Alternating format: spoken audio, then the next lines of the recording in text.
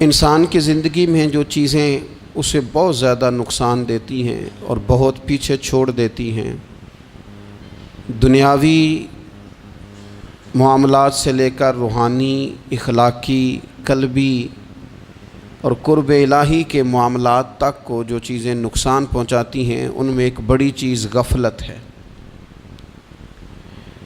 ایک لفظ ہوتا ہے جو ہمیں اکثر سننے کو ملتا ہے کہ آپ کی توجہ نہیں ہے۔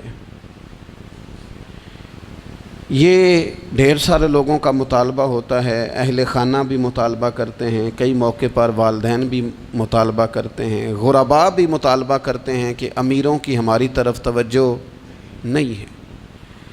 اور یہ بڑی لازمی سی بات ہے کہ کسی چیز پر جب توجہ رہتی ہے تو وہ چیز بہتر ہو جاتی ہے، اور جب عدم توجہی کا لوگ مظاہرہ کرتے ہیں تو وہ معاملہ خراب ہو جاتا ہے۔ یہ جو عدم توجہ ہے اسی کو غفلت کہتے ہیں، اور جب انسان کے مزاج پر غفلت طاری ہوتی ہے اور غفلت اس پر پوری طرح غلبہ کر لیتی ہے تو پھر اس کی زرخیز زمین کو وہ بنجر کرتی ہے۔ غفلت انسانی دل کے لیے بڑی نقصان دہ چیز ہے اور انتہائی تکلیف اور ضرر کا باعث ہے۔ دلوں پر جو قحط نازل ہوتا ہے، قحط، ویران ہو جاتے ہیں دل، اور جو دلوں پر خشکی نازل ہوتی ہے کہ طبیعتیں خشک ہو جاتی ہیں، یہ غفلت کی وجہ سے ہوتی ہیں۔ جو لوگ غافل ہو جاتے ہیں نا، اپنے معاملات کا دھیان نہیں رکھتے، دیکھیں نا، آپ کو کھانا کھاتے بھی غافل نہیں ہونا چاہیے۔ اگر کھانا بھی غیر معتدل کھا لیا جائے تو وہ انسان کی طبیعت کے لیے باعث ضرر بن جاتا ہے، نقصان کا باعث بنتا ہے۔ بات کرتے ہوئے بھی غافل نہیں ہونا چاہیے، کئی دفعہ جملے ایسے نکل جاتے ہیں جو انسان کے لیے پھر شرمندگی کا باعث بنتے ہیں۔ انسان کو غافل ہو کر کوئی کام نہیں کرنا چاہیے، غافل ہو کر، مدہوش اور بے ہوش ہو کر نہیں۔ غفلت دل کو ویران کرتی ہے، طبیعت میں خشکی لاتی ہے۔ غافل کبھی نہ بنے۔ قرآن مجید فرقان حمید نے ارشاد فرمایا کہ اقترب للناس حسابہم، فرمایا لوگوں کے حساب کا وقت قریب آ گیا، وہم فی غفلۃ معرضون، اور وہ ابھی بھی غفلت میں منہ پھیرے ہوئے ہیں۔ ٹائم آ گیا حساب دینے کا، لیکن وہ ابھی بھی غافل ہیں۔ ہمارے جو زیادہ تر نقصان زندگی میں ہوئے ہیں وہ صرف ہماری غفلت کی وجہ سے ہوئے۔ ہم نے چیزوں پر توجہ نہیں دی، چیزیں گڑبڑ ہو گئیں۔ جس آدمی نے پھول لگائے ہوں، پھل لگائے ہوں، کھیتی لگائی ہو، وہ دانہ ڈال کے پانی دے کے فارغ نہیں ہو سکتا، اسے توجہ کرنی پڑتی ہے۔ اور کسی نے کہا تھا مالی جیندے ہون تو پھر بوٹے سوکھدے نہیں۔ اگر موجود ہونا ان کو سینچنے والا، رکھوالی کرنے والا، تو پھر ان کی جڑیں کبھی خشک نہیں ہوا کرتی۔ ہماری جو غفلتیں ہیں یہ بڑی ضرر کا باعث ہیں، نقصان کا باعث، اور مجبوری معاف ہوتی ہے، غفلت معاف نہیں ہوتی۔ اسکول میں پڑھتے تھے، مدرسے میں پڑھتے تھے، تو ایک مجبوری ہو گئی جی، خدا نہ خواستہ گھر میں کوئی پریشانی ہو گئی تو اساتذہ اس پر سزا نہیں دیتے۔ کوئی خوشی کا موقع ہے گھر میں، فیملی میں کسی کی شادی ہے، اساتذہ اس پر سزا نہیں دیتے۔ لیکن اگر کبھی پتہ چلتا تھا نا کہ یہ گھر سے تو آیا تھا لیکن مدرسے نہیں آیا، یہ اسکول نہیں آیا، رستے میں غافل ہو گیا، تو یہ بات خوفناک تھی۔ یہ قابل سزا جرم تھا کہ تو غافل ہو گیا اپنی پڑھائی سے، تو گھر سے آیا اور یہاں نہیں آیا۔ غفلت قابل سزا ہوتی ہے، مجبوری کی معافی ہوتی ہے۔ ہمارا آج کل جو مسئلہ ہے وہ غفلت کا ہے۔ ڈھیر سارے لوگ ہیں، سمجھدار بھی ہیں، سیانے بھی ہیں، معاملہ فہم بھی ہیں، باشعور بھی ہیں، تعلیم کی ڈگریاں بھی رکھتے ہیں، لیکن اگر ان کی زندگیوں کی تکلیفوں کو دیکھا جائے اور بے آباد روح کو دیکھا جائے اور سجدوں سے ان کی دوری کو دیکھا جائے تو ایک ہی بات سمجھ میں آتی ہے کہ پتہ سارا ہے لیکن لے ڈوبی ہے غفلت، توجہ نہیں کی۔ لائق بچہ بھی نالائق ترین زندگی گزارتا ہے، اس لیے کہ اس کے لائق ہونے کے ساتھ ساتھ اس کا توجہ کرنا بھی تو ضروری ہے نا۔ نرے لائق کا کیا فائدہ اگر وہ محنتی نہیں، اگر وہ توجہ ہی نہیں کرتا، اپنا سبق دھیان سے سنتا پڑھتا ہی نہیں، تو بھی جتنا مرضی لائق ہو پیچھے رہ جائے گا۔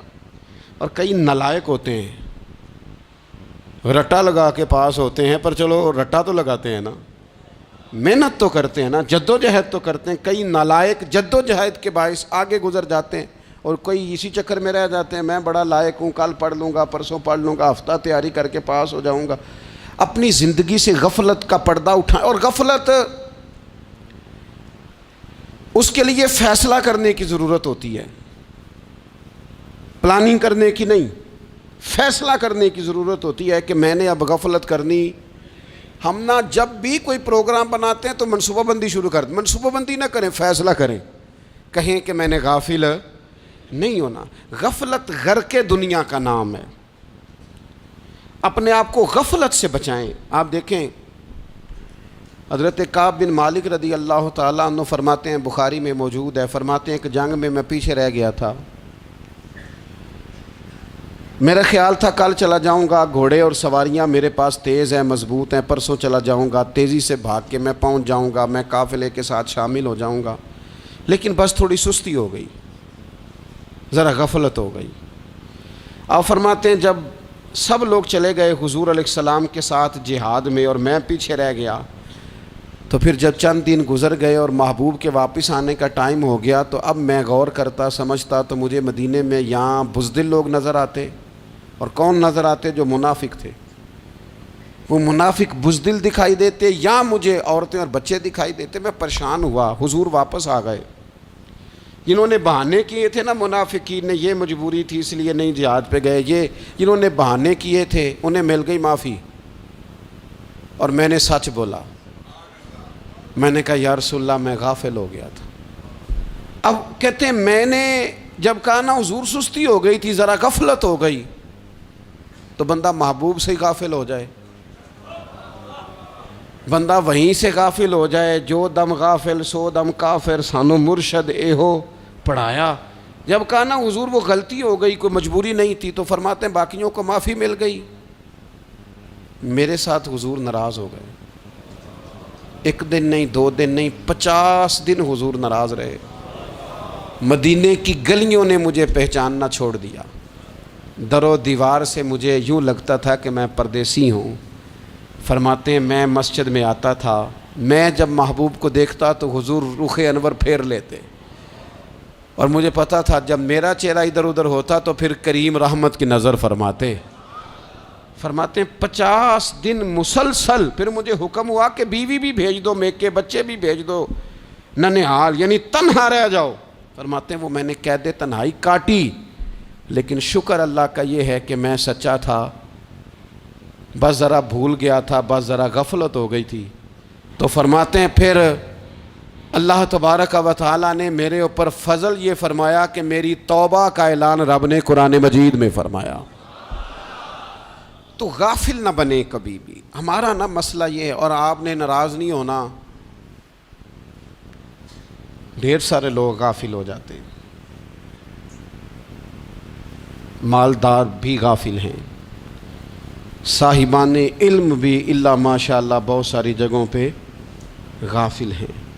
جن لوگوں کو 4 لوگ جاننے لگ جاتے ہیں، کوئی مقام حاصل ہو جاتا ہے، وہ بھی بہت ساری جگہوں سے غافل ہو جاتے ہیں الا ماشاء اللہ۔ غفلت بڑی تکلیف والا منظر ہے۔ جو لوگ سمجھتے ہیں نا میں اب گڈ بک میں آ گیا ہوں، اب میں اچھا ہو گیا ہوں، اب میرے لیے خیر کہا جاتا ہے، مجھے اچھائی شاید یہ مستقل میرے ساتھ رہے گی، تعریف ہی ہوگی ہمیشہ، وہ بھی غافل ہو جاتے ہیں۔ اور یہ غفلت ٹھیک نہیں ہوتی۔ وجہ دیکھنی چاہیے کس وجہ سے انسان کو وقار مل رہا، عزت مل رہی۔ اپنی زندگی سے غفلت کو اتار پھینکیں۔ تھوڑی دیر کی تو غفلت ہوتی ہے، لمبی تو نہیں۔ 2 منٹ کے لیے صرف اس نے ڈرائیونگ کرتے ہوئے چہرہ موبائل کی طرف کیا تھا، 2 ہی تو منٹ لگے تھے۔ لمحوں نے خطا کی تھی، صدیوں نے سزا پائی۔ لمحوں نے خطا کی تھی، صدیوں نے سزا پائی۔ ایک لمحے کے لیے غافل ہوئے تھے اور صدیاں، نسلیں روتی رہ گئیں پیچھے۔ بچے تڑپتے رہ گئے، اہل خانہ پریشان رہ گئے، ماں باپ ساری زندگی روتے رہے، لیکن یہ 2 منٹ کے لیے یہ غفلت جو ہے یہ بڑی تکلیف والا معاملہ. اپنی زندگی سے غفلت کو اتارنا ہے، غافل نہیں بننا، ہر وقت توجہ اور ساری باتوں پہ توجہ. بعض اوقات لوگ ایک طرف توجہ کر کے ایک طرف سے غافل ہو جاتے ہیں. نہ، توجہ ہمہ پہلو رکھنی ہے. ہمارے ذمے جتنے بھی حقوق ہیں ان سب پر توجہ، ہر چیز کا خیال. ایسا نہ ہو کہ عبادت کرتے رہ جائیں اور حقوق العباد ہم سے چھوٹ جائیں، اور حقوق العباد اتنے زیادہ ادا کریں. ایک صاحب مجھے کہنے لگے ایک دفعہ بڑے وثوق کے ساتھ کہنے لگے جی معاذ اللہ ثم نہیں جی ٹائم ملتا پھر نماز دا کی کریے، روزی کمانا بھی تو عبادت ہے نا. تو میں نے کہا آپ نے عبادت کرنا ایک حصہ قبول کیا ہے، آپ نے کل عبادت نہیں قبول کی. عبادت کل ہے، ہمہ پہلو. ایک حصہ آپ قبول کر کے نکل گئے اور باقی آپ نے چھوڑ دی. تو کسی ایک طرف سے بھی غافل نہیں ہونا. جتنی ذمہ داریاں ہیں، جتنی ڈیوٹیاں ہیں، ان سب کا خیال. اور جو بڑا آدمی ہوتا ہے، بڑا گھر میں بڑا ہو، قبیلے میں بڑا ہو، علاقے میں بڑا ہو، ادارے میں بڑا ہو، کلاس میں بڑا ہو، جو بڑا ہے اس کی تو ساری آنکھیں کھلی ہوئی ہونی چاہیے. ایک ایک پر اس کی نظر ہونی چاہیے کہ میری کہاں ضرورت ہے، کہاں مجھے اشک شوئی کرنی ہے، کس کے ساتھ میں نے کس طرح محبت کا رویہ رکھنا ہے. غافل نہ بنے. اچھا جی اب کیسے پتہ چلے گا کہ ہم غافل ہیں؟ یہ کیسے پتہ چلے گا؟ آپ کسی بندے سے بھی پوچھ لیں حالات کیا ہیں تو کہتا ہے اللہ کا شکر ہے کبھی کسی کا دل نہیں دکھایا، اللہ کا شکر ہے جی زمانہ ہو گیا 5 نمازیں پڑھتا ہوں، اللہ کا شکر ہے جی. کیسے پتہ چلے گا غافل ہیں؟ پہلی علامت ہمارے علماء اور صوفیاء نے غافل بندے کی لکھی ہے. اس آئینے میں نے اور آپ نے اپنا آپ دیکھنا ہے. غافل بندے کی پہلی علامت یہ ہوتی ہے کہ وہ دنیاوی کاموں میں چست ہوتا ہے اور اللہ اور اس کے رسول کی فرما برداری میں سست ہوتا ہے. یعنی نماز کے وقت تو اسے نیند ستاتی ہے، پریشانی ہوتی ہے، لیکن اگر کسی جگہ مال مل رہا ہو، پیسے مل رہے ہوں، وہاں جانا ہو تو پھر اسے کوئی چیز بھی تنگ نہیں کر. دنیاوی کاموں میں چست ہوگا، یعنی ٹی وی کے آگے، موبائل کے آگے وہ گھنٹوں بیٹھا ہوا ہے. اور اگر اسے 25 منٹ قرآن پاک سننا پڑ جائے، اگر اسے 20 منٹ دینی محفل میں بیٹھنا پڑ جائے، اگر اسے کہا جائے کہ تو 20 رکعت نماز نفل ادا کر، دنیاوی کاموں میں چست ہے، دینی کاموں میں، یہ غفلت کی پہلی علامت. پھر ذاتی معاملات پہ پیسہ خرچ کرنا ہو تو ڈھیر سارا ہے، کسی غریب کی مدد کرنی ہو تو. وہ ہمارے ایک دوست ہیں، وہ اکثر کہا کرتے ہیں، وہ کہتے ہیں آج کل کسی سے کہنا فلائی کام میں، دینی کام میں، کسی کی مدد میں کچھ 4 پیسے خرچ کرنے ہیں تو لوگ کہتے ہیں ہاتھ تنگ ہے. ہاں کوئی سستا پلاٹ ملتا ہو نا، اور اگر یہ سمجھ آ جائے کہ وہ مجبور ہے بیچارہ بیچنے والا، تو پھر کہتے ہیں میں 2-3 دوستوں کو پھاڑ لے سن. ذاتی کاموں میں جب بندہ چست ہو اور دینی کاموں میں سست ہو تو مطلب یہ ہے کہ بندہ غافل ہے. پہلی علامت غفلت کی. اور غفلت کی دوسری نشانی یہ ہے کہ انسان گناہ کے کاموں کو معمولی سمجھنے لگ جاتا ہے. یہ غافل بندے کی نشانی ہے. گناہ کو معمولی سمجھتا ہے، چھوٹا سمجھتا ہے. آج کل لوگ کہتے نہیں میں کو اکیلا کر رہا ہوں، ساری دنیا ہی کرتی ہے. اور جناب کیا ہو گیا، اگر یہ غلطی ہو گئی تو بندے سے ہو ہی جاتا ہے. گناہ کو معمولی سمجھنا، چھوٹا سمجھنا اور کہنا پھر کیا ہو گیا ہے، انسان سے غلطی ہو جاتی ہے.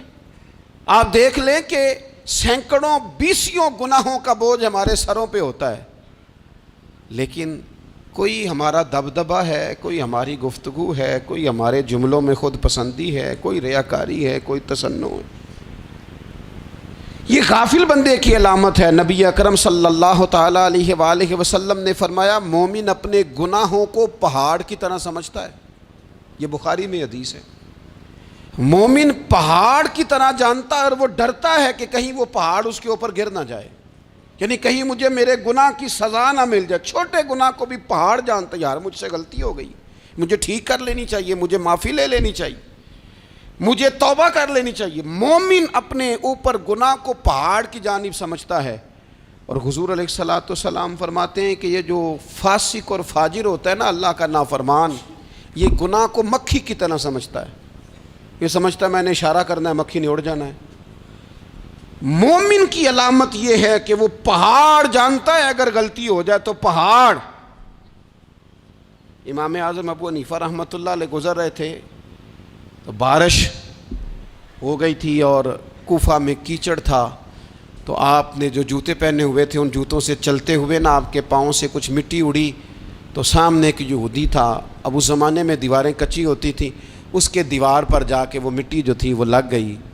اب امام صاحب بڑے پریشان ہوئے کہ میں نے اس کی دیوار کو آلودہ کر دیا۔ یہاں تو لوگ اپنی اینٹیں رکھتے رکھتے کئیوں کی دیواریں توڑ ہی دیتے ہیں، اور پھر وہ اس پر ماننے کو بھی تیار نہیں ہوتے، تسلیم کرنے کو بھی تیار نہیں ہوتے۔ وہ کہتے ہیں پھر کیا ہو گیا، اب ہمارا یہاں گھر ہے تو ہم نے ٹرالی منگوانی نہیں تھی، ہمارا حق بنتا تھا۔ امام صاحب کے پیروں سے ذرا کیچڑ اڑا، یہودی کی دیوار پہ لگا، اس کی کچی دیوار تھی۔ امام صاحب پریشان ہو گئے، سوچنے لگے کہ اگر میں دیوار سے یہ کیچڑ اتارتا نہیں تو یہ بھی زیادتی ہے، میں نے اس کی دیوار کو گدلا کر دیا، اور اگر میں اتارتا ہوں تو کچھ مٹی اس کی دیوار کی بھی اتر جائے گی، کچی دیوار ہے، یہ بھی زیادتی ہے۔ مومن گناہ کو پہاڑ کی طرح سمجھتا ہے کہ کہیں گر نہ جائے، اس کی بھی کہیں سزا نہ مل جائے۔ امام صاحب نے اس کے دروازے پہ دستک دی، وہ باہر آیا تو اتفاق سے وہ آپ کا مقروض بھی تھا، اس نے پیسے دینے تھے۔ باہر نکلتے ہی کہنے لگا اوہو آپ تو قرض لینے آ گئے، میرے پاس تو ابھی گنجائش نہیں ادا کرنے کی۔ تو امام صاحب کہنے لگے تو قرض چھوڑ، وہ میں نے معاف کیا، میرے سے غلطی ہو گئی ہے۔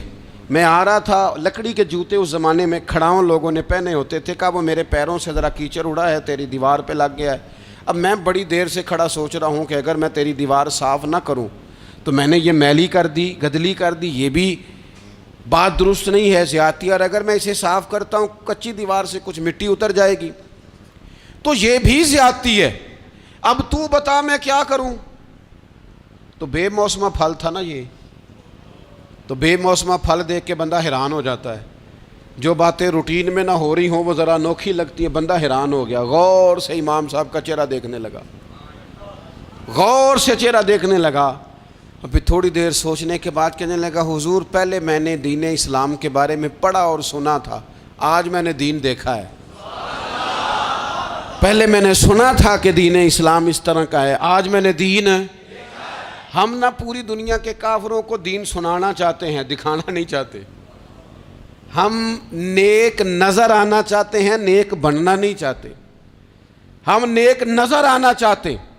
نتیجہ کیا نکلتا ہے کہ کچھ عرصے کے بعد پتہ چل جاتا ہے بندہ کس لیول کا نیک ہے، کیا معیار ہے اس کی نیکیوں کا۔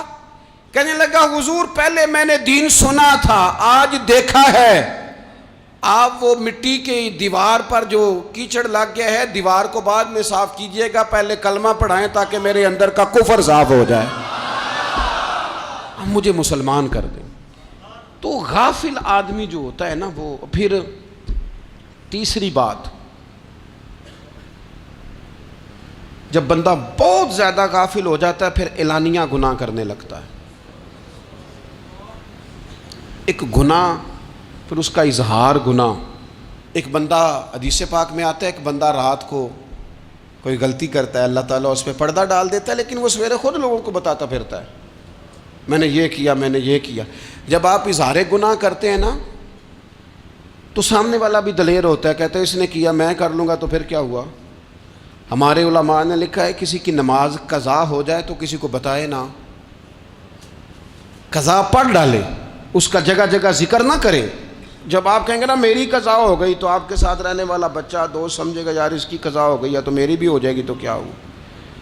گناہ کرنا بھی گناہ ہے اور گناہ کا اظہار بھی گناہ ہے۔ نبی اکرم صلی اللہ تعالیٰ علیہ وآلہ وسلم نے ارشاد فرمایا میری ساری امت کو معافی مل جائے گی سوائے ان لوگوں کے جو اعلانیہ گناہ کرتے ہیں۔ یہ بخاری مسلم دونوں میں حدیث موجود ہے۔ جو اعلانیہ گناہ، جنہوں نے خود ساری دنیا کو گواہ بنا لیا، میں نے یہ بھی جرم کیا، یہ بھی کیا، یہ بھی کیا، یہ بھی کیا، خود انہوں نے لوگوں کے، بہت بڑے غافل آدمی کی علامت ہے کہ گناہ کرے اور پھر اوپر سے اعلانیہ گناہ کرے، اتنا بڑا جرم کرے۔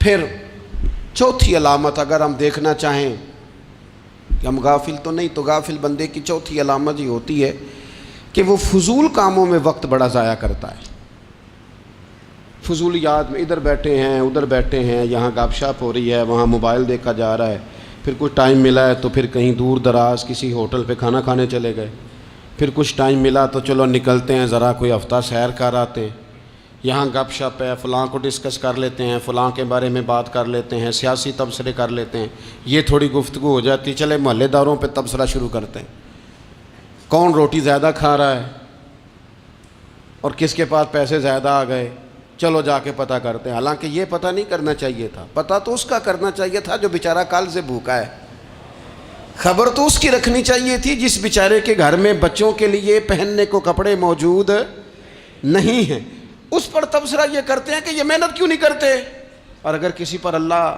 عطا کر دے پھر حساب ضرور لگاتے ہیں کہ ذرا معلومات کرو یہ اتنی جلدی آگے کیسے نکل گئے۔ غافل بندے کی علامت ہے وقت کا ضائع کرنا اور فضول کاموں میں ضائع کرنا اور بلا وجہ ضائع، اور ایسے سوالات کرنا جن کی ضرورت ہی کوئی نہیں، بالکل ضرورت ہی نہیں، کوئی مطلب ہی نہیں، لیکن ہم لوگ وقت ضائع، یہ غفلت کی علامت، غفلت۔ اللہ والوں کی علامت کیا تھی؟ ایک بات انہوں نے زندگی میں لے لی، سیکھ لی، پھر ساری زندگی اسی پہ گزار دی۔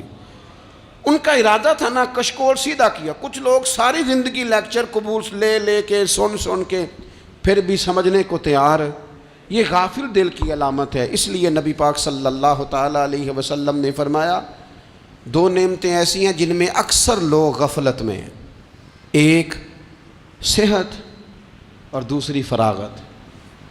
لوگ بلا وجہ وقت ضائع کرتے ہیں۔ اللہ نے صحت دی ہے، کسی خیر کے کام میں لگائیں۔ اگر آپ کے پاس فارغ وقت ہے تو قرآن پاک کو یاد کریں، ترجمہ اور تفسیر سے پڑھیں، محبوب پاک علیہ السلام کی احادیث کو یاد کریں، اللہ والوں کی باتیں سنیں۔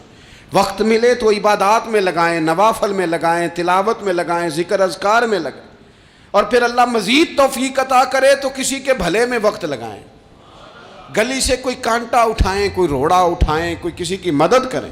لیکن یہ غافل ہونے کی علامت ہے کہ اپنے وقت کو ضائع کرنا۔ اور پھر اسی طرح غفلت کی پانچویں علامت یہ ہے کہ اگر بندے کو دنیا سے پورا پیار ہو جائے، یعنی شب قدر میں بھی آ کے کہتا ہے یا اللہ کبھی پیسے دے دینا، شب برات والے دن بھی کہتا ہے کہ مالک اگر کبھی کوئی ایسا سبب لگ جائے نا، یعنی بیت اللہ شریف کے سامنے کھڑے ہو کے بھی اگر اس نے مال ہی مانگنا ہے وہاں بھی اس نے یہی سوال کرنا ہے، حب دنیا اتنی غالب آ جائے تو یہ غافل ہونے کی علامت۔ دنیا ضرورت ہے، مقصد نہیں ہے، دنیا کی حاجت ہے، مقصد نہیں ہے، یہ مقصود نہیں۔ اور جب لوگ فقط دنیا کے مال کو، دولت کو، نبی پاک علیہ السلام نے فرمایا وہ لعنتی ہے جو درہم اور دینار کا بندہ بن گیا ہے، پیسوں کا بندہ بن گیا ہے، مل جائے تو خوش ہوتا ہے، نہ ملے تو تکلیف میں آ جاتا ہے۔ یہ غافل بندے کی علامت۔ مومن تو وہ ہوتا ہے کہ دولت رزق حلال ضرور کماتا ہے تاکہ کسی کے آگے ہاتھ نہ پھیلانا پڑے، کوشش ضرور کرتا ہے، پر دنیا کو جیب میں جگہ دیتا ہے، دل میں نہیں دیتا۔ اس کی جگہ جہاں ہے اسے وہاں رکھتا ہے، اسے دل میں جگہ، دل تو ایک ہے، اس میں رب و رسول کو بسائیں گے یا کسی اور کو بسائیں گے؟ تو حب دنیا یہ غافل ہونے کی بہت بڑی علامت ہے۔ پھر اسی طرح جو بندہ رب کریم کو جانتا نہیں نا وہ بھی غافل ہو جاتا ہے۔ ایک تو جو یہ نہیں نہ جانتا کہ رب کریم سزا دے گا، وہ مجھے دیکھ رہا ہے، اسے نہ اونگ آتی ہے نہ نیند آتی ہے، جو اس کی معرفت نہیں رکھتا کہ میرا رب ہر وقت مجھے دیکھ رہا ہے، وہ بھی غافل ہو جاتا ہے۔ جسے پتہ ہونا کہ مجھے دیکھ رہا ہے وہ غافل نہیں ہوتا۔ اور جو یہ سمجھ لیتا ہے نا کہ شاید معاذ اللہ ثم، اس یقین کو پکا نہیں کرتا، وہ غافل ہو جاتا ہے۔ اور ایک جو یہ نہیں نہ جانتا کہ رب مہربان کتنا ہے، وہ بھی غافل ہو جاتا ہے۔ مجھے بتائیے سب سے زیادہ تو بندہ اس کے دروازے پہ جاتا ہے نا جو سب سے زیادہ مہربانی کرنے والا ہو، اس دروازے سے بندہ اٹھتا ہی نہیں۔ تو جس کو یہ یقین ہو جائے نا سب سے زیادہ کرم فرمانے والی ذات اللہ رسول کی ہے، وہ کبھی رب رسول سے غافل نہیں ہوتا۔ وہ کبھی اللہ رسول کا دروازہ چھوڑ کے نہیں جاتا، وہ کبھی کسی اور جگہ جا کے پناہ تلاش نہیں کرتا۔ جسے پتہ چل جائے نا وہ کریم کتنا ہے، مہربان کتنا ہے۔ ملا رومی رحمت اللہ علیہ فرماتے ہیں بہت بڑا مجرم تھا ایک بندہ، بہت بڑا گناہگار تھا، بت کو پوجتا تھا، تھک گیا، ساری رات بت کے سامنے کھڑا تھا، معاذ اللہ یا صنم یا صنم یا صنم کہتے، تھک گیا، نیند آ گئی، اونگ آ گئی۔ جب پوری طرح نیند آ گئی اور دماغ پہ نیند قبضہ کرنے لگی تو اس کے منہ سے نکل گیا، صنم صنم کہہ رہا تھا نا، نکل گیا یا صمد، او بے نیاز مالک۔ رب کریم نے فرشتوں سے فرمایا دوڑ کے جاؤ، جو کہتا ہے اسے دے دو۔ فرشتے کہنے لگے مالک وہ تو بت کو پکار رہا تھا، اس نے تو غلطی سے نام لیا ہے۔ فرمایا مجھے نہیں پتا، لیکن دیکھو نا اس نے مجھے پکارا تو ہے نا، کتنی دیر سے جھوٹے کو پکار رہا تھا، اس کا معاملہ حل نہیں ہوا، اب اگر سچے کو پکارنے پہ بھی حل نہ ہوا تو فرق کیا رہ جائے گا؟ دے دو جو مانگتا ہے، دے دو۔ میرے دوست گھر پتہ چل جائے وہ کریم کتنا ہے، وہ مہربان کتنا ہے۔ میرے رسول پاک علیہ الصلوۃ والسلام نے تو فرمایا تیری آنکھ سے اگر اس کے خوف سے اتنا آنسو بھی نکل گیا جتنا مچھر کا پر ہوتا ہے، تو جس طرح بھینس کے تھنوں سے نکلا ہوا دودھ واپس تھنوں میں نہیں نہ جاتا، جو اتنا بھی روئے نہ روئے اللہ کے خوف سے، وہ بندہ دوزخ میں نہیں جائے گا۔ تھوڑی دیر کے لیے ڈر جائے اپنے رب سے، آئے تو صحیح۔ عدم معرفت غفلت پیدا کرتی ہے، تو آ تو صحیح، وہ تو کریم ہی بڑا ہے، وہ تو مہربان ہی بڑا ہے۔ حضرت زنیرہ رضی اللہ تعالی عنہ حضور کی صحابیاں ہیں۔ ایام جو مکے کے تھے مسلمانوں پر بڑی آزمائش کے تھے، انہیں بڑا مارا کفار نے، اتنا مارا کہ ان کی بینائی چلی گئی، نظر آنا بند ہو گیا۔ کافروں کی عورتوں نے تانا دیا کہ تو نے ہمارے بت چھوڑے ہیں نا، تو دیکھنا تیری بینائی چلی گئی۔ تو جناب زنیرہ اللہ پہ بھروسہ، توکل، معرفت الہی کا جذبہ، اٹھ کے کھڑی ہو، کہنے لگی چپ کرو، تمہارے جھوٹے بت کیا کر سکتے ہیں، میرا رب چاہے تو صبح جب میں اٹھوں تو میری آنکھیں روشن ہو، اگر کریم کرم کر دے۔ لوگ کہتے ہیں واقعی ایسا ہوا، جب وہ سویرے اٹھیں تو اللہ نے ان کی روشنی واپس کر دی تھی۔ تجھے پتہ چل جانا وہ مہربان کتنا ہے۔ وہ ایک بزرگ تھے تو ان سے کسی نے کہہ دیا کہ اگر آپ کا حساب آپ کے ماں باپ کے ذمہ ہو جائے تو پھر کیسا، پوچھنے کے لیے قیامت میں اگر ماں باپ حساب لیں تو پھر کیسا۔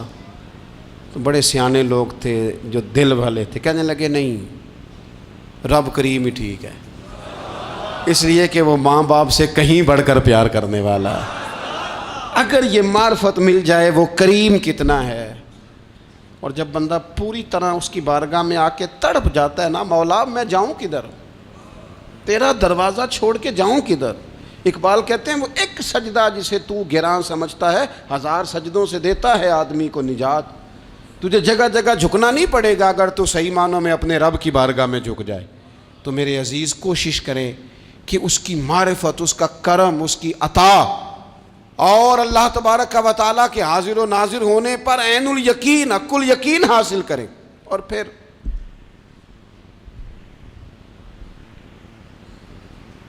آٹھویں بات یہ ہے کہ غافل لوگوں کی صحبت بھی بندے کو غافل کر دیتی ہے۔ غافلوں کی صحبت میں نہ بیٹھیں،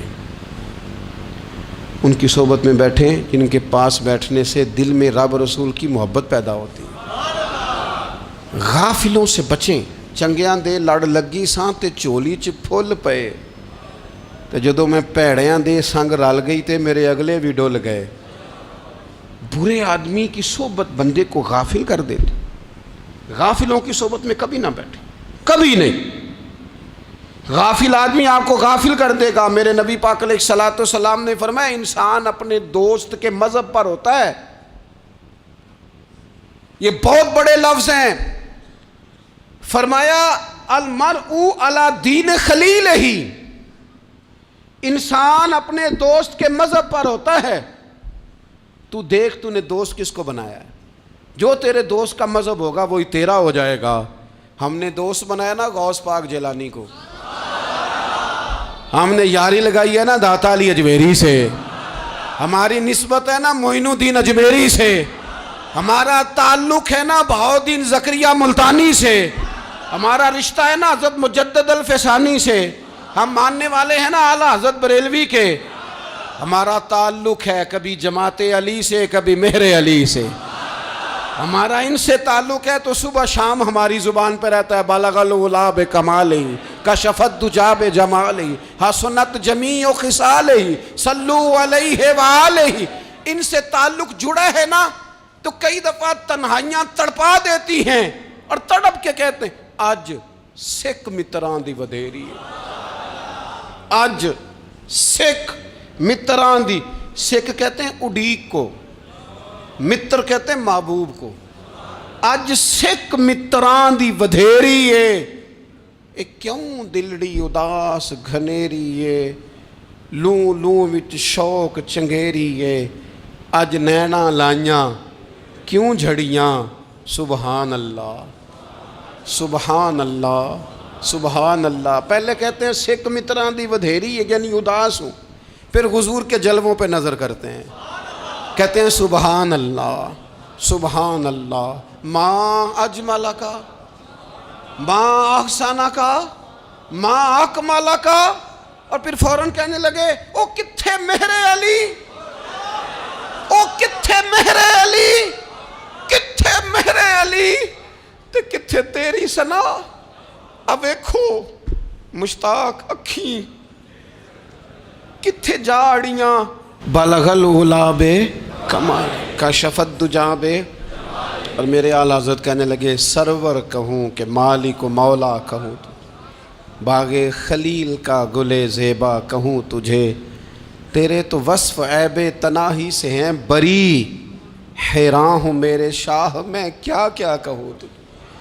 غافل آدمی کی علامت ہے برے لوگوں کی صحبت میں، خبردار ان کے پاس نہ بیٹھنا جن کے پاس بیٹھنے سے تمہارے دلوں میں اولیاء اللہ اللہ کے بندوں کی عداوت پیدا ہو، خبردار خبردار ان کے پاس نہ بیٹھنا جن کے پاس بیٹھنے سے تمہارے دلوں میں حضور کی اولاد پاک کے بارے میں شک پیدا ہو، خبردار اس شخص کے پاس نہ بیٹھنا جو امام حسین ابن علی کے بارے میں کوئی کمزور بات کرتا ہو، بچنا، خبردار اس سے بچنا جو حضور کے صحابہ کے بارے میں بات کرے، بچنا بچنا اس سے، جو سیدنا ابو بکر صدیق کے بارے میں کوئی،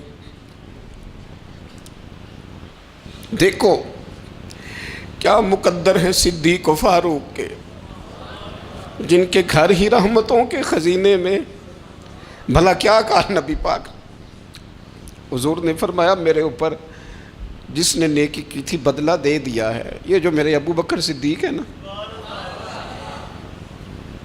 ان کو میں اللہ کی بارگاہ میں لے جاؤں گا، کہوں گا مالک تو ہی بدلہ عطا فرما۔ ایک ہاتھ میں جناب صدیق کا ہاتھ پکڑا، ایک میں حضرت عمر کا ہاتھ پکڑا، اور حضور مسجد نبوی سے باہر آ رہے ہیں، دیکھنے والے کی زبان سے بے ساختہ سبحان اللہ نکل گیا، کیا شان ہے کیا مقدر ہے، تو حضور علیہ السلام رک گئے، اور روک کے فرمایا تو حیران ہو رہا ہے نا، تو حیران ہو رہا ہے نا کہ میں نے ایک ہاتھ میں ابو بکر کو پکڑا ہے ایک میں عمر کو پکڑا ہے، فرمایا قیامت میں جب میری قبر کھلے گی تو میں اسی طرح قبر سے نکلوں گا، اس طرح میدان محشر میں آؤں گا، خبردار حضور کے وفاداروں کے وفادار رہنا، ان کے وفادار رہنا، ان کے وفادار رہنا۔ بڑا عجیب دور آیا ہے، ہم نے یہ دور دیکھا ہے کہ لوگ حضور کے صحابہ کے بارے میں بھی بات کریں گے، اب نبی پاک کی اولاد پاک کے بارے کو بھی ڈسکس کیا جائے گا۔ اپنا منہ تو دیکھ، اپنی حیثیت دیکھ، اور پھر وہ بندے دیکھ جن کو اللہ نے چن کے اپنے محبوب کی غلامی کے لیے حضور کے قریب بٹھایا ہے۔ تو بچنا ایسے لوگوں سے، پرہیز کرنا، خبردار عقیدہ ستھرا رکھنا، عقیدہ ستھرا رکھنا، صاف رہنا، پاکیزہ رہنا، غافلوں کی صحبت سے بچنا۔ بڑا ڈرتے ہیں اللہ سے، دعائیں مانگتے ہیں، یا اللہ نسلوں میں بھی وہی بندے پیدا فرما جو عقیدے پکے رکھنے والے ہیں، وہ بندے پیدا فرما ہماری نسلوں میں۔ ایک وہ بندہ بھی غافل ہو جاتا ہے جو امیدیں لمبی لگا لیتا ہے، جن کے منصوبوں میں دولت بھی ہوتی ہے، گھر بھی ہوتا ہے، اولاد کا بڑا ہونا بھی ہوتا ہے، پوتے پوتیاں نواسے نواسیاں دیکھنا بھی ہوتا ہے، یہاں بھی گھر وہاں بھی گھر، یہ سیر، یہ سارا کچھ ہوتا ہے، لیکن رب کی بارگاہ میں پیش ہونا جن کے پیش نظر نہیں ہوتا۔ لمبی امیدیں۔ حضرت مولا علی شیر خدا فرمایا کرتے تھے، میں تم پر دو باتوں کا خوف کھاتا ہوں، جو ڈر آتا ہے، ایک یہ کہ تم خواہش کی پیروی کرو گے، جو نفس کی خواہش ہوگی اس کے پیچھے لگ جاؤ گے، اور ایک کہ تم لمبی لمبی امیدیں باندھو گے، اتنے سال جینا ہے، اتنے 100 سال جینا، یہ کرنا ہے وہ کرنا ہے۔ منصوبہ بندی کریں مستقبل کے لیے، وہ بری نہیں، لیکن تیاری رکھیں، تیاری رکھیں، اس بات کا بھی خیال رکھیں کہ اللہ کی بارگاہ میں حاضر ہونا۔ یہ غفلت کی چیزیں ہیں جو بندے کو غافل کر دیتی ہیں۔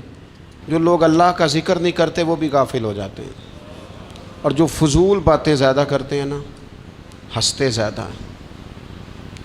فَلْيَضْحَكُوا قَلِيلًا وَلْيَبْكُوا كَثِيرًا، قرآن کہتا ہے زیادہ رویا کرو، کم ہنسا کرو۔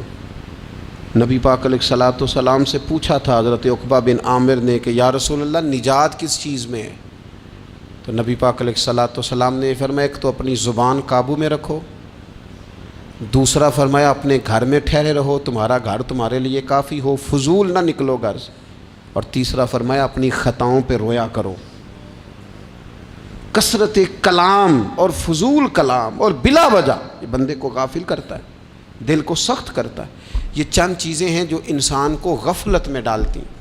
اپنے آپ کو ان چیزوں سے بچائیں اور غفلت کو توڑیں۔ آپ کے ذمے، میرے ذمے جو حقوق و العباد ہیں ان کا پتہ کریں، جو اللہ رسول کے حقوق ہیں ان کی خبر دیکھیں، ہماری جو ذمہ داریاں ہیں ہم کس طرح انجام دے رہے ہیں اس پر توجہ کریں، اپنے معاملات کو ٹھیک کریں۔ ہم انسان ہیں، کوتاہیاں تو رہ جائیں گی، لیکن جب کوشش کریں گے تو پھر رب تعالیٰ مدد بھی فرمائے گا۔ ایک بات اور کرنی ہے، ایک تو میں نے عرض کیا غفلت کو توڑنا، ایک دوسری بات قرآن مجید کا ایک سبق اور، جب غفلت توڑنی ہے تو پھر لازمی طور پر ایک کام کرنا پڑے گا۔ میں نے یہ عرض کیا تھا کہ پلاننگ نہیں کرنی، فیصلہ کرنا ہے۔ تو فیصلہ کرنا ہے تو کرنا کیا ہے؟ پھر قرآن حکیم نے سورہ بقرہ میں کہا فَاسْتَبِقُوا الْخَيْرَاتِ، یعنی تم نیکیوں کی طرف دوڑو، جلدی جلدی نیکیاں کرو، فٹافٹ، دیر نہ کرو۔ فٹافٹ سے مراد یہ نہیں کہ نیکی جلدی جلدی کر جاؤ، یعنی ٹال مٹول نہ کرو خیر کے کام میں، کل کریں گے پرسوں کریں گے، عمرہ کر رہے ہیں پھر نیکی ہیں، حج کر رہے ہیں پھر نیکی ہیں، بچے بیال ہوں پھر میں نیک ہوں، یہ تھوڑا سا یہ کام ٹال مٹ۔ فاستبقوا الخیرات، نیکیوں کی طرف دوڑو، جلدی کرو، بھاگو۔ نبی پاک صلی اللہ تعالیٰ علیہ وسلم نے فرمایا 5 چیزوں سے پہلے غنیمت جانو۔ حضور علیہ الصلوۃ والسلام فرمانے لگے ایک تو تم جوانی کو نہ بڑھاپا آنے سے پہلے پہلے غنیمت سمجھ لو۔ نبی کریم صلی اللہ تعالیٰ علیہ وآلہ وسلم ارشاد فرمانے لگے کہ اپنی صحت کو غنیمت جان لو بیماری آنے سے پہلے پہلے۔ پھر حضور علیہ الصلوۃ والسلام فرمانے لگے اگر اللہ نے تمہیں مال دیا ہے، وسعت دی ہے، تو نیکی کر لو، خرچ کر لو اللہ کے راستے میں، خدا نہ خواستہ تم پر غریبی آ جائے۔ اور پھر حضور سید عالم صلی اللہ تعالیٰ علیہ وسلم فرمانے لگے اگر تمہیں اللہ نے کچھ فراغت دی ہے، بہت زیادہ مصروف نہیں ہو، تو غنیمت جان لو، جلدی سے نیکی کر لو قبل اس کے کہ تم مشغول ہو جاؤ۔ اور 5ویں بات حضور نے بیان کی، فرمایا زندگی کو غنیمت جانو موت آنے سے پہلے پہلے، جلدی سے نیکی کر لو۔ نیکی کے لیے ساری زندگی منصوبہ بندی نہ کرتے رہو، نیکی کے لیے دیکھو نا، ہماری زندگی میں یہاں دنیا میں رہ کے چند منٹوں میں وہ نیکی کی جا سکتی ہے جو قیامت کے بعد صدیوں کا ہمارا فائدہ کرے گی، صدیوں کا فائدہ کرتے نہیں۔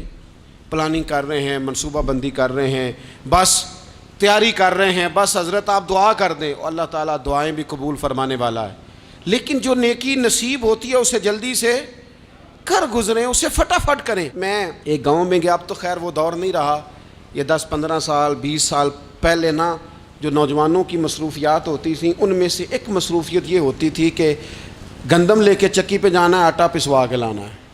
یہ ایک بڑی، چونکہ سبھی گھروں کے اندر سال کے لیے گندم سٹاک کر لی جاتی تھی، تو گندم لے کے جانا یہ ایک ڈیوٹی ہوتی تھی۔ ایک نوجوان ایک گاؤں میں، اس کی مجھے تعریف سننے کو ملی، تو ایک بوڑھی اماں کہنے لگی یہ تو بڑا نصیباں والا ہے، سارے دا آٹا پیا لے ہوندا ہے۔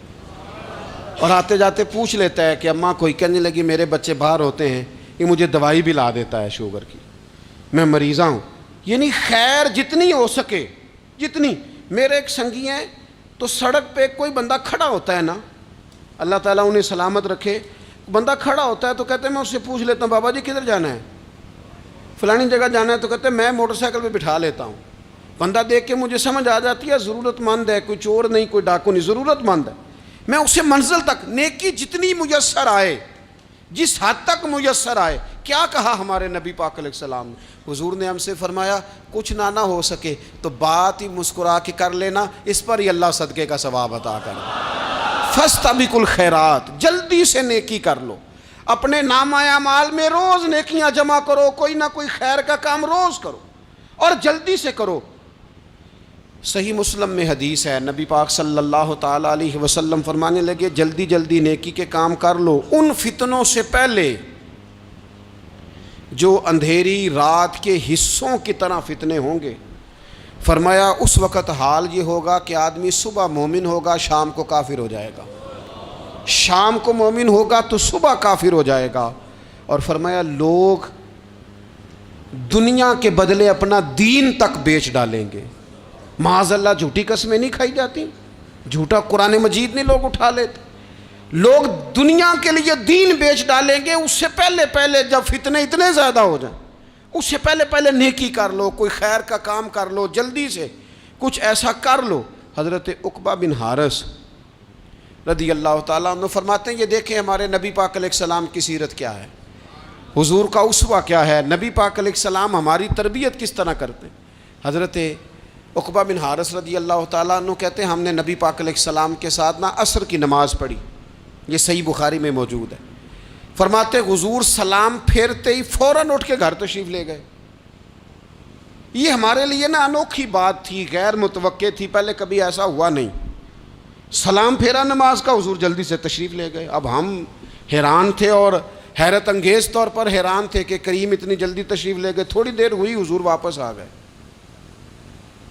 تو محبوب پاک علیہ السلام فرمانے لگے گھر میں نا ایک چھوٹی سی ڈلی، ایک چھوٹا سا ٹکڑا سونے کا پڑا تھا، مال آیا تھا سارا صدقہ کر دیا، وہ تھوڑا سا پڑا تھا، اچانک مجھے یاد آیا وہ تو پڑا رہ گیا. تو حضور فرمانے لگے میں نے کہا کہیں ایسا نہ ہو جائے کہ ساری رات گزر جائے اور میرے گھر میں پڑا ہی رہ جائے، میں جلدی سے جا کے اسے خیرات کر دوں. میں نے خیرات کیا پھر میں واپس آ گیا ہوں. جلدی سے نیکی، جلدی سے نیکی کر لی جائے. ہم بڑا انتظار کر رہے ہیں، بڑا لمبا ہمارا پروگرام ہے، ہمارے پاس ٹائم ہی بڑا ہے. کسی نے کان میں کہہ دیا ہے تیرے پاس بڑا وقت ہے، ابھی تو بڑی عمر پڑی ہے، ابھی تو جناب او میرے بھائی یہ لوگوں کے کہنے کی باتیں ہیں.